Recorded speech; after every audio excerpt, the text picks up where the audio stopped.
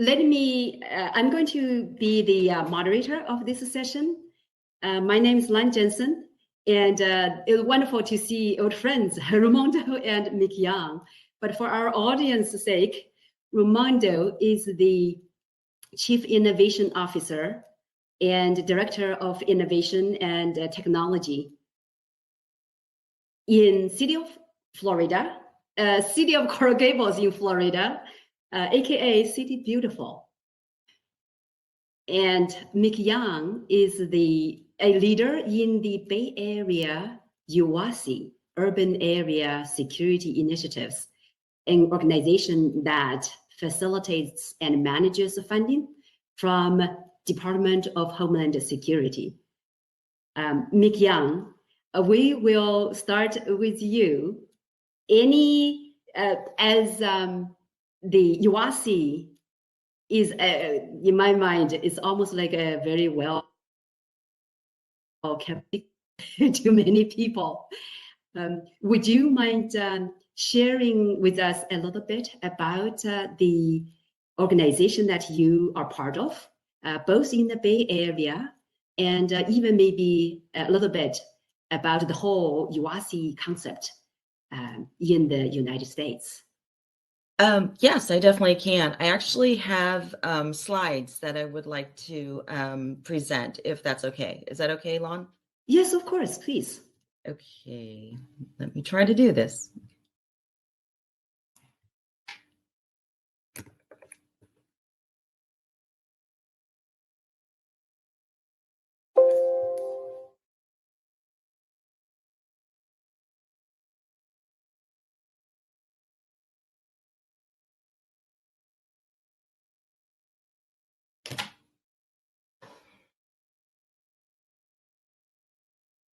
Importing right now. Yeah, it's that feature is a little confusing, but hey, you mastered it better than I did. Okay, so good morning, everyone. My name is Mikyung Kim-Molina, and I am with the Bay Area Urban Area Security Initiative, also known as Bay Area UASI for short.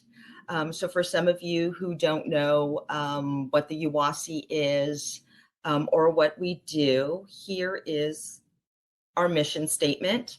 So the UASI assists high-threat, high-density urban area efforts to build, sustain, and deliver the capabilities necessary to prevent, prepare for, protect against, and response to acts of terrorism. So we are authorized by the Homeland Security Act of 2002, which was created after 9/11. We are a national grant program based on risk, and there are 36 urban areas in the United States. For today, I'm just concentrating on the Bay Area, UASI urban area. And our urban area is made up of all the 12 Bay Area counties, everywhere from like Sonoma, San Francisco, Santa Clara, all the way down to Monterey. We also incorporate the 3 major metropolitan cities, which are San Francisco, San Jose, and Oakland. And our footprint is about 8,000 square miles, and our population is about 8.2 million. Our economy is about $785 billion. We are home to major Fortune 500 companies, top universities, and major critical infrastructure facilities. Also, we are very culturally, ethnically, and geographically diverse. So in the state of California, there's 6 UASIs. We in Sacramento are the 2 in Northern California, and the other 4 are located in Southern California, in Los Angeles, Anaheim, San Diego, and Riverside. In addition to partnering with other UASIs and sharing information, we also are great partners with the California Fusion Centers. So the Fusion Centers are a information analysis and sharing organization, and there's 6 of them here in California. And in particular for the Bay Area UASI, we work very closely with the Northern California Regional Intelligence Center. and NICRIC for short, and they actually have their own cyber unit as well. They have a cyber unit that goes out to the locals and does, vulnerability assessments, also does physical security assessments as well as cyber assessments. They do a lot with, attacks, phishing attacks, malware, and so forth, and they partner together with the FBI. So for the Bay Area UASI, so what do we do? If you look at the side that says work group engagement, those are basically all the projects that we have purview over and that are in our portfolio. I'll go through a few of them. So emergency management, for example, our whole grant is based on preparedness and emergency response. Public information and warning, that is a project that has to do with like public information officers and how they craft messaging and deliver much needed messaging during disasters. Like for instance, if you ever use like your Everbridge systems, your Code Red systems, they will send you information about, what to do and so forth in the event of an emergency. We also have cyber resilience. Cyber resilience is a group made up of our chief information security officers in all of our jurisdictions. We also are, partner with the state and the feds on that as well. We have medical public health work group, which came in very handy during COVID.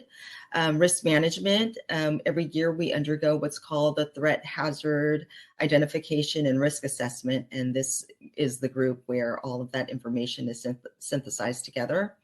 Interoperable communications is, having all of our communication devices actually work across boundaries, across counties and so forth. So that's an important group, definitely during emergency communications.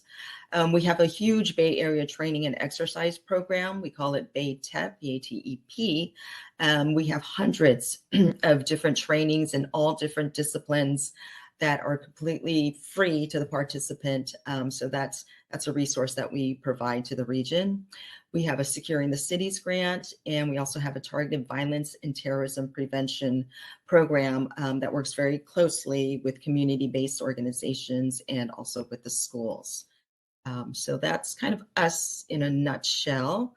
And so this is kind of our resources in action, I guess you can say. This happened back during Super Bowl 50 a while ago when Super Bowl was in Santa Clara County. So we had actually activated the Emergency Operations Center, and we did an exercise. So we did an exercise, in all different places throughout the region where different EOCs were activated, Emergency Operations Centers. And then we also held the exercise on site at the actual venue itself. And so this is just kind of showing you all the different things in action, people wearing the different color vests and so forth as part of, being part of logistics or with Joint Information Center or management and so forth.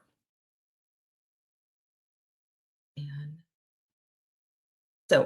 so in particular, what you all want to know about, because this is for cybersecurity, is that these are a couple of our initiatives that are going on right now in our region. So one of the projects that we have is called the Cyber Navigator Project. And this is a project where, we want to try to establish like a cyber governance structure across the region. And then we also want to create like a multi-year strategy plan. So, the chief information security officers in the region, they had talked to each other and everything, but they really wanted more of a structured way for them to all to come together and exchange resources and information and threat information as well. So we want to establish a type of governance structure amongst them.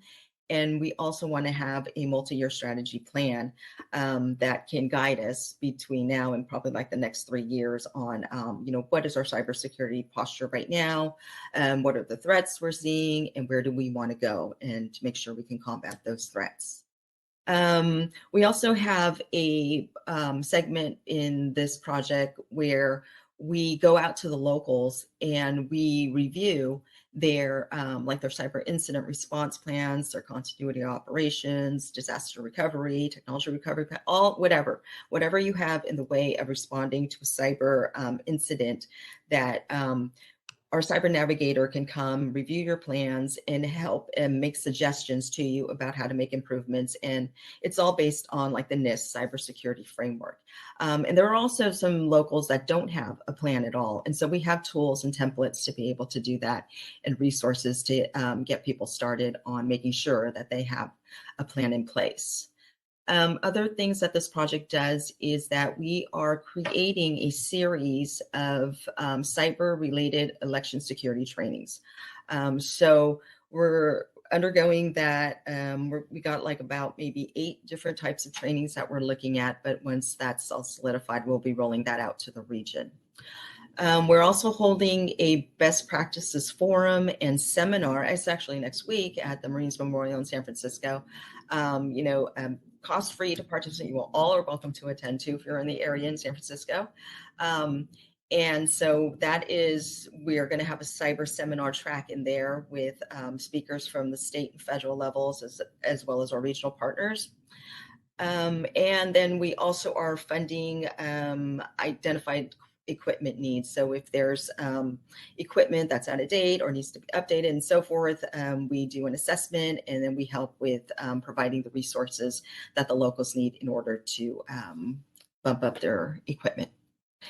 Another project that we're undergoing is called the Regional Center of Cybersecurity Excellence. And this is actually a project that's kind of leveraging what we've built under Cyber Navigator, like all the tools and resources and all the connections we're making there, and trying to create more of like a regional approach to cybersecurity. And so in this one, we will be creating like policies and protocols for regional incident response processes, as well as mutual aid. Like, do we need an MOU and so forth, or what type of agreements do we need in place before something happens? And we want to strengthen threat information sharing and reporting processes. We will also continue to provide some technology solutions that we were providing under the prior project. And we are going to be creating more trainings. And we are also going to be undergoing a regional cyber exercise that involves the entire region, which will be the first time that we've done that together. And so these are some of the UASI cyber trainings that we offer. So under the Bay Area Training and Exercise Program, which we call BATEP, we do what's called an integrated preparedness plan. And that is, the region gets together and they talk about like all the trainings that they want to see or need for the upcoming couple of years.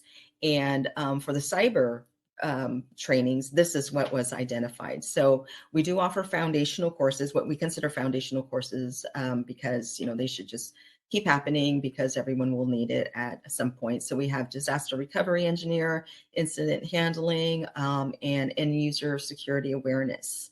And some courses that are newer in 22 is a certified information system security professional and the CompTIA security. And some ongoing courses from 21 to 22, we have the Certified Information System Security Officer and the Certified Information System Security Manager. Another course that we're going to be doing next year, which is new in 2023, is a Cyber Emergency Response Training. So this is actually a training that is going to take cyber folks as well as emergency management folks and have them work together responding to a cyber attack.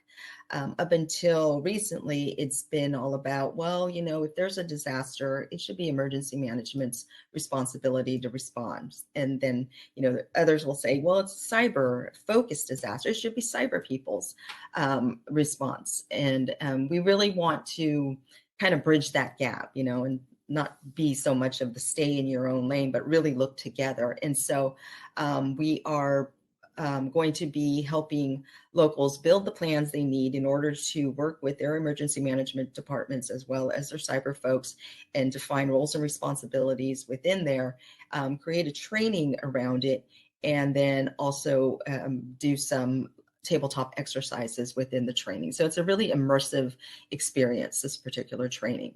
Mikyung, Very this, timely. if I may, yeah, if I may chime in here, this is so impressive, the comprehensiveness of the offering from the Bay Area UASI. And I would imagine that within the UASI system, where the whole country has several other regional UASI centers as well, every UASI may be doing something similar, maybe not exactly the same. As I understand, you don't necessarily have very tight connection with each other regularly. Is that right? So that gives you the ability to be responsive to your own local jurisdiction's needs. And yes. So, yeah. I mean, we have connections in terms of the state. So with the California Coalition of UASIs, we work together. Our general manager is the lead for that. So he meets with them regularly to discuss what's going on in the state. But nationally, we don't really have that kind of crossover. Yeah, so that is one thing I was thinking in my mind, that sounds like this is almost too good to be true. So many offerings, if they are fully utilized by the local governments and the communities, the benefits could be gigantic, right? And also if in one region it achieves great outcomes, other regions may be able to leverage the good best practices as well. So on that note, I'd like to also ask Raimundo to see if I heard, because we have had collaborations, so I know that you also have utilized some UASI initiatives to benefit your local city as well. So maybe you can touch on some of that. And also another thing I'm curious about is, how do you manage the dynamics or the independence? Say the UASI Center can do so many good things, and then that does not really replace the local government's roles and leadership. So how do these two entities interact in terms of who takes the initiative and who comes around to support and fund? Raimundo, can you help us understand a bit? Thank you, Land. Thank you. So UASI has always been a great partnering agency of our Office of Emergency Management in the city, which is led by the Fire Chief, Chief De La Rosa, and we have been able in the past to leverage the support from UASI in terms of funding for some projects in our Emergency Operations Center. Sometimes those are technology projects related to the EOC. For example, satellite communication, rapid deployment kits that are very useful during the aftermath of hurricanes, when sometimes you have challenges with telecommunications. So some of those projects have been funded with UASI funds. So a great partnership, great support from the agency. And the relationship always is that there are those funding opportunities from UASI. They are normally starts with the Office of Emergency Management, with the fire department, with the EOC. And then we partner with them to provide the technology tools that will support that mission, the mission of business continuity, resiliency, disaster recovery, continuity of operations. And so it is a partnership, and it has been worked very, very well for our community at the end, to become resilient and being able to sustain critical services like 911 communications or first responders and emergency operations during disasters like hurricanes are, let's say, the most frequent ones here in our region. Right. And Raimundo, on that note, because you are the leader of the city, and so you observe and handle any situations that happen in the city, in the communities, firsthand, straightforward, facing them on a daily basis. So maybe there aren't the challenges and needs may not be felt by a regional organization like UASI directly, but maybe they feel such through cooperating with a city, local government like yours. And I should say also that, Raimundo, it is utterly inspiring what you have done in the city of Coral Gables, a city of 75,000 people with 1 million, over 1 million daily visitors. Is that right? And for many people say, hey, you know, our government is smaller. We really can't get much done, let alone marching in front or on the cutting edge of adopting new innovations. But you have done nothing short of that. And congratulations on winning the recent Gartner Case Study Award worldwide. That is truly a huge milestone, not easily won. And also you have won IEEE July Award. So that's, of course, besides a lot of other awards that you have won, including one as #1 Smart City in the United States in 2018 in your category. So the question I have is that besides leveraging the resources, say, from partners like UASI, your city, you have done something right. And what are those? Can you share a little bit about leading a trusted smart city in the past couple of years? Thank you, Dan. Thank you so much. So while I load my slides here really quick, I will start talking a little bit about our city. So just give me a second. I will start loading my slides here. Okay. And okay, well, it's important. So thank you so much, Dan. So City of Coral Gables, let me tell you a little bit about the city and about myself. So I am the Director of Innovation and Technology and Chief Innovation Officer. And we work together with the entire city's leadership, with all departments, public safety, police and fire, under the leadership of the city manager, Peter Iglesias, and Mayor Lago and the City Commission. And we work together with our partners in our ecosystem, in our community. And so everything I'm going to talk about or show is a strategy that responds to the needs and priorities of our community. So that's how everything starts in achieving the core mission of our city. And one of the core missions is, of course, keeping the lights on, keeping those services always available for the citizens, critical services in public safety and citizen services. So City of Coral Gables is strategically located in the center of Miami-Dade County. We are the home of the University of Miami. We are approaching our centennial in a couple of years. And the city was founded on innovation and also quality of life, part of the Garden City and City Beautiful movement. And we can say that we have joined the Smart City movement in alignment with that vision of our founder, George Merrick, providing excellent municipal services, having a world-class education institution like part of the city. And he also founded the Chamber of Commerce because he wanted economic growth.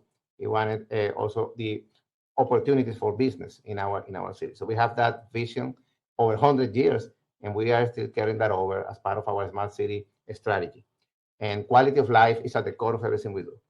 So our technology, our innovation programs, that's what they look to align with all the other projects in the city horizontally with all departments, public works, public safety, emergency management, and bring those tools, those strategies that will align technology with those goals.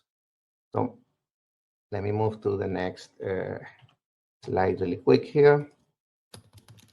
So here, what you see is 3 versions of that strategy. So I can give you the long version of our innovation and technology strategic plan, is that document. more than 50-page long, and the last revision that is published is 2020.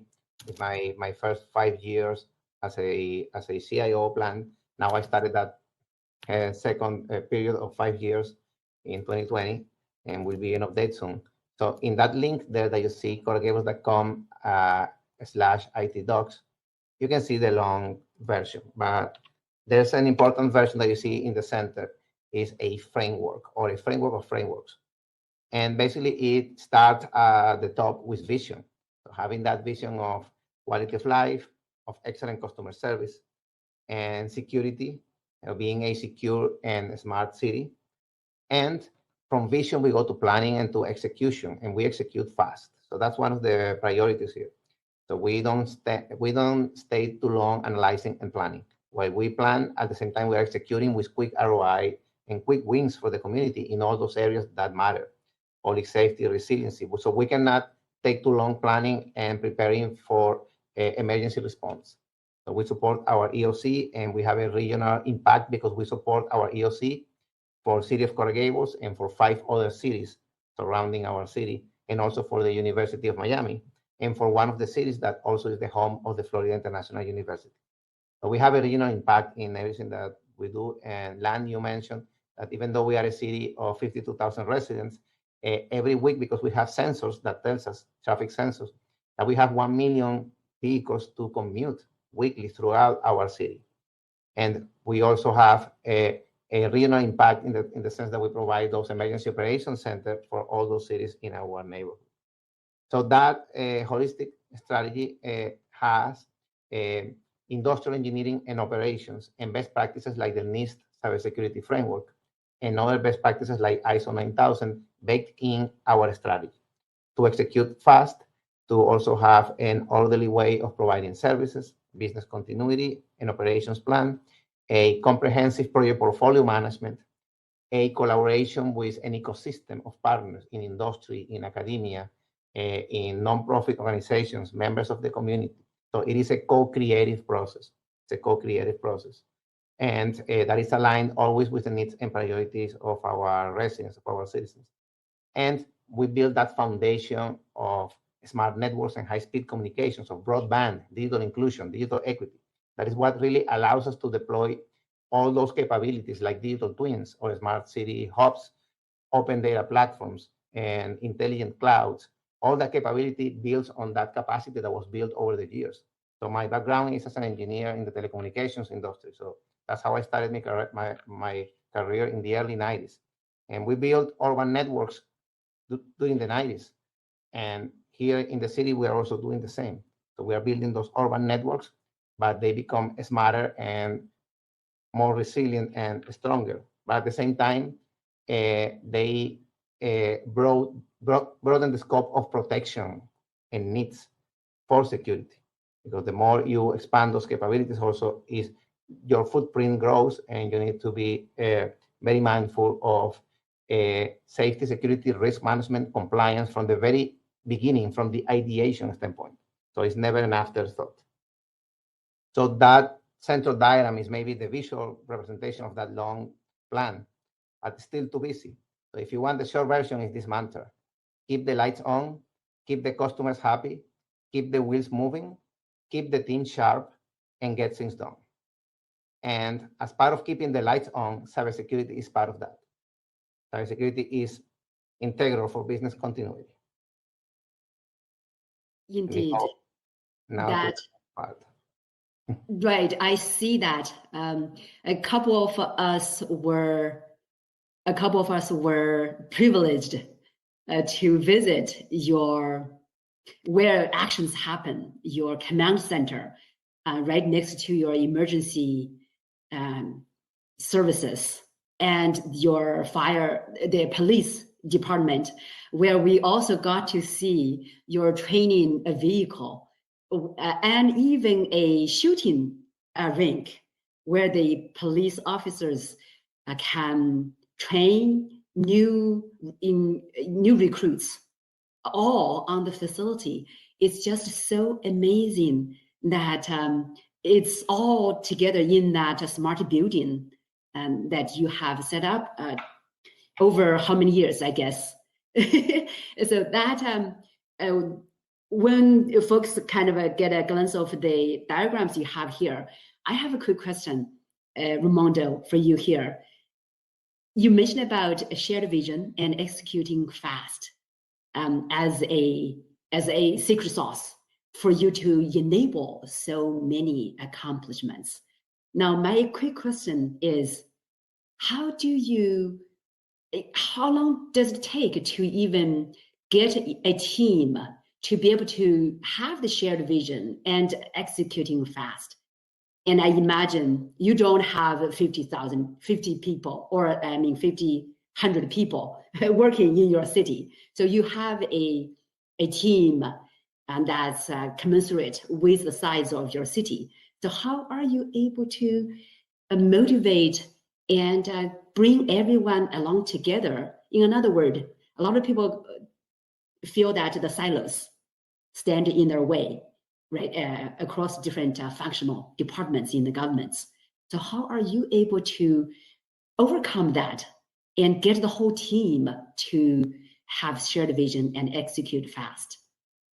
That is a great question, Lan, and it goes back to this, to aligning with the vision and the mission of the organization. So once you have common goals, then you get the support from your leadership, from your community. Then you start building that capacity.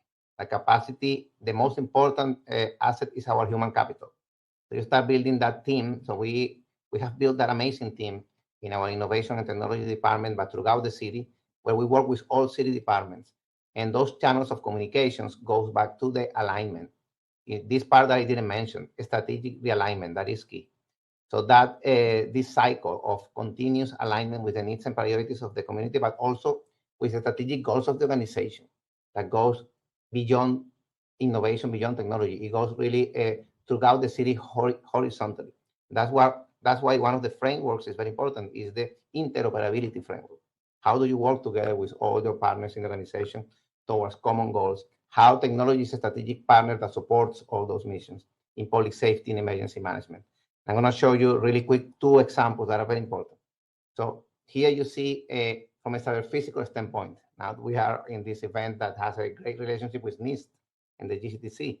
So we see how those smart districts, where we leverage cyber physical infrastructure like smart lighting, controllers, sensors, and other technologies like connected vehicles. And we are able to leverage all that data also to improve quality of life in all those areas like mobility, like transportation, like safety, and aggregating all that millions of data points of data and making sense of that data with artificial intelligence and presenting that to the smart city hub, to the constituents, to the public for value. That's the way how we deliver value quickly from a digital standpoint through 2 main platforms. The Smart City Hub, which is our open data and urban analytics AI platform, and our digital twin integration platform that I had the opportunity to show to the delegation that you mentioned, Lan, when you came here. So that value delivery is what advances our mission, even with new technologies like AI-powered modular poles, where we are reducing the footprint and also consolidating and integrating all those technologies. Now, a use case that goes to what you were mentioning, and is that regional collaboration use case. So our team, like you mentioned, is the reason how we are able to deliver all these success stories, but also we are addressing the challenges and the problems that are there. The problems are there, the challenges are there, and our team works together with all the teams in the city to address those problems. This is an example, our Emergency Operations Center of regional collaboration. We leverage multiple technologies, like you had the opportunity to see there when you visited our facility, like display technologies, video conferencing, smart city hub data that tells us, for example, the water level in the canals, very important when you have rain events or flooding events, potential flooding events during hurricanes. We can see that in real time. Hyperlocal data from wind speed and from the anemometers in our buildings, or traffic data that can tell you about the evacuation routes and effectiveness of policies, or issues about traffic in the middle of a scenario. So all that data is aggregated in our Emergency Operations Center, where I mentioned we have the University of Miami participating, and also 5 other cities that come to Coral Gables to join this center. We also leverage those technologies in a collaborative manner, because then we have the mutual aid with the county, with other agencies. We have the utility companies. We have all those other cities, and we have the entire city represented in different areas like logistics, operations, utilities, technology. So we have all the responders together in one place. So that's how we leverage the power of technology for collaboration during scenarios of incident response. And you see these are photos of our community intelligence center when we aggregate that data and that intelligence, our computer vision capabilities and drone capabilities that are used during those scenarios. And these are the environmental sensors that I mentioned that we also leverage during these cases. The other collaboration that happens a lot is data sharing. In our digital twin, for example, we are aggregating data that we also come from partners, from universities, from private sector like Google Waze. We aggregate millions of data points. That gives you situational awareness. That's why we are able to have situational awareness dashboards that get not only data from our sensors, but data from crowdsourced communities. And from Raimundo, hearing you just sharing accomplishment after accomplishment, I was just wondering, it's like, how many lifetimes have you used in this to achieve all of this, right?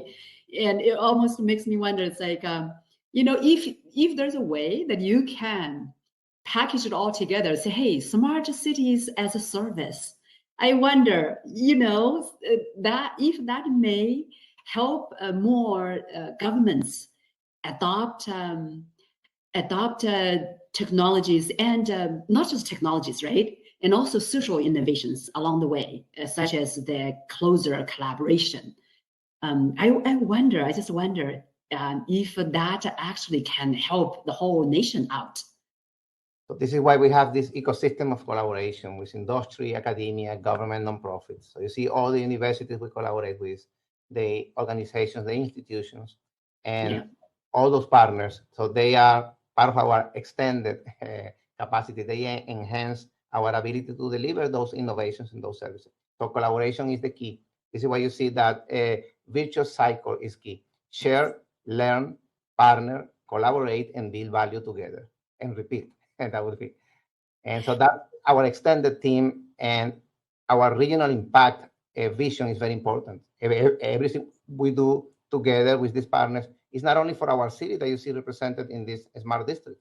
It's also for the regional collaboration that will extend to other areas and will help us to connect with other cities directly and help us to serve underserved communities and digital literacy programs and helping the small businesses. Like you are a great partner of our city in those efforts. So working together towards moonshots. So we have the quick wins that I was mentioning, and at the same time we are achieving those quick wins with high ROI and tangible results for the citizens. We are also having those moonshots of the digital inclusion and digital capacity. Yes, you put the finger on the pulse right there. I'm thinking that this may be one of the biggest secrets that have contributed to your success and your whole city's success, which is that you are not just passively adopting innovations, but along the way, you're also keeping eyes into the future. Like when you mentioned about the small businesses, the new wave of them getting into the cyberspace, you already are way ahead in comparison. One example is that you launched a series of initiatives to help your local small businesses adopt digital capabilities. So that being said, I'm wondering in the last couple of minutes for both you, Raimundo and Mikyung, in light of the newly announced funding from Department of Homeland Security, which allocates $1.1 billion for cybersecurity capabilities, and it's going to be administered or facilitated through states now onto local governments, 80% of them, right? to focus on local governments, including health care capabilities as well. So in my mind, I'm thinking, Raimundo, how do you think your city would best utilize a funding like that, and maybe even leverage your wide collaboration partnerships and do you have the plan? Let me ask it this way. Do you have the plan to maybe submit a couple of plans jointly with partners to meet the top priorities of your city? And if so, if anyone in today's call may be interested in aiding your planning process, could they be engaged? How can they be engaged with you? So that's for you, Raimundo. And Mikyung, similarly, your organization is known for such collaboration partnerships. Are you going to play a role, and how can folks get involved, engaged with your organization? Mikyung, you first. Yeah. So the way that grant is written, it's the SAA, which is the state administrative agency, that is the only allowed applicant for that funding. And, if locals do have a project, then they have to find a way to tap into the state's process and their planning and what they're going to do. And they would have to submit through the state and coordinate with them. And then the state would be the one to submit their master application to the feds for funding. So, just in California, our state emergency center is leading that process. I know that they are creating some kind of committees and task forces to get the locals involved in that process. So we're waiting to hear what the next steps are in that right now. All right, and we will be keeping in touch with you, Mikyung. So if anyone wants to hear more, stay in touch with us, I guess, and we will try to keep the information flowing. Raimundo, I'm hoping that you can be a big star in maximizing this round of funding for your city as well as your whole region. What's your plan? Yes, so we have been working together with our finance department and other departments in our city, applying for those opportunities. So we leverage funding, for example, from the CARES Act for to help the small businesses in the city, then providing micro grants and digital literacy programs. Then we went and used ARPA funds for infrastructure, and we are building and extending our capacity in multiple areas, including broadband. And we also recently leveraged funds for research on mobility and transportation, together with the Department of Energy, funded by ARPA-E. And we are also actively applying to all those funding opportunities that you mentioned, Infrastructure Act, and also in particular the ones that are for security, for cybersecurity, and for public safety. So we currently have projects already so that we are planning to fund that we need. So some of them have to do with upgrading infrastructure and capacity for public safety, for police and fire. Others have to do with expand our capabilities for risk management and for security.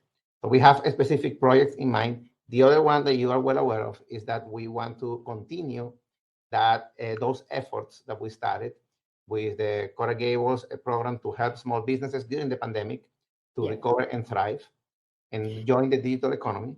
And those efforts that we partner with the U.S. Census The Opportunity Project, also that we also created those minimum viable products that can help the community to adopt these technologies and become more resilient and more sustainable. So those are two efforts that I would love to maximize, to continue and partner. And I'm going to paste my my email address here in the chat. If anyone wants to explore the opportunity to inform us first, of course, everything has to go through the proper channels and to the city channels for funding and for grant opportunities. But I would love to hear from any great ideas, like you mentioned, Dan. Well, thank you so very much, Raimundo, a true champion and leader in benefiting your city and the community, as well as Mikyung. With that, we will wrap up this session. Thank you. And the innovations, by the way, the sessions, we are going to have one session later on today to work together, build more partnerships to enable local governments. So stay tuned. Thank you, Mikyung. Thank you, Raimundo. Thank you. Okay.